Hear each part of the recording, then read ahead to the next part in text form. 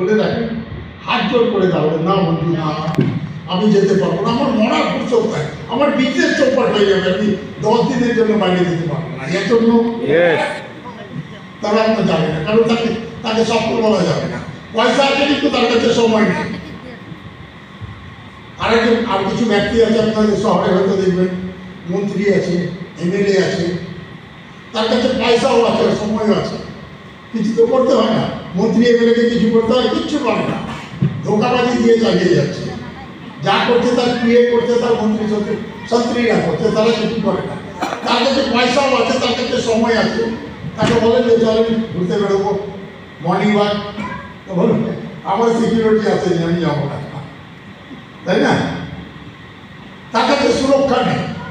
5 বছর সে মন্ত্রী আছে, 5 বছর সে এমএলএ আছে, 5 বছর পরে সে কোথায় যাবে তার কোনো নিশ্চয়তা নেই। তাকে সফল বলা যাবে না।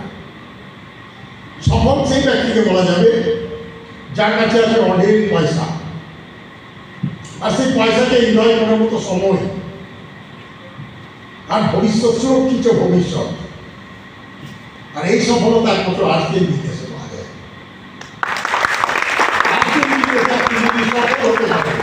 কিভাবে সফল হবে সেই কথা বলবো। কথা যদি বলেন যে 1 মাসের পয়সা কিছু মাত্র খরচ করতে পারি না, 2.5 মাসের পয়সা হাতে হয়ে যায়।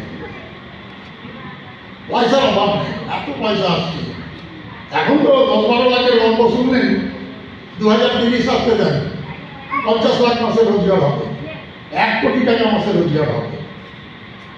পৃথিবীর কোনো শক্তি নাই এটাকে আমাদের থামিয়ে দিতে পারে, কারণ আমি সিস্টেমে কাজ করছি, সততার সঙ্গে।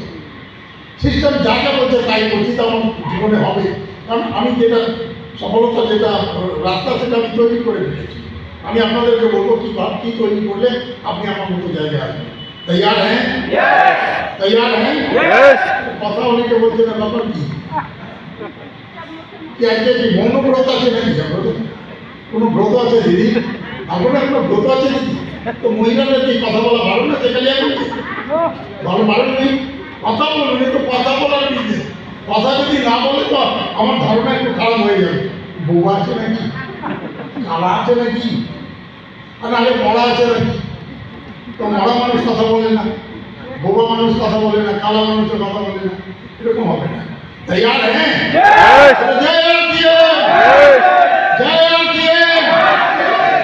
বলতে পারছে না, আপনি কি এটা কেন বলবো? 24 বছর সফরে যদি 10 লাখ টাকা, 12 লাখ টাকা, 15 লাখ টাকা ইনকাম আসে, আগামী 5 বছরে 50 লাখ টাকা